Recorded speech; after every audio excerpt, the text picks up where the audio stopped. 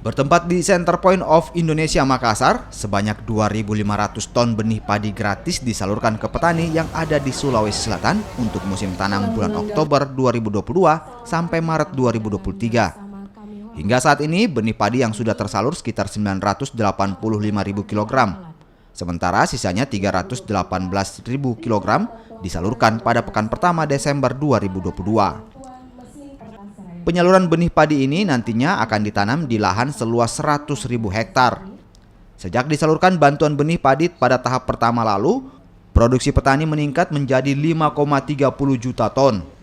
Jika dibanding tahun 2021, kenaikan di tahun 2022 mencapai 4,90% atau naik sekitar 205.000 ton. Kenaikan produksi pertanian ini lantaran bantuan benih bermutu dari pemerintah Provinsi Sulawesi Selatan ke petani serta adanya upaya perbaikan sistem budidaya yang dilakukan petani. Melihat kesuksesan benih mandiri di tahun ini, apakah tahun depan akan ada benih mandiri? Ya, biarkan lagi, insya Allah. Biarkan lagi, karena masyarakat masih butuh. Butuh penambahan. Ada berapa ton untuk hari ini? Pokoknya minimal sama sekarang. Pokoknya kita sasar lagi 100.000 yang lain.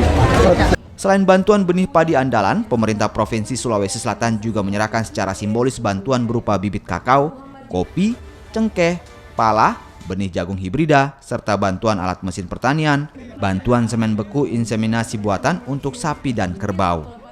Arif Tirtana, Kompas TV.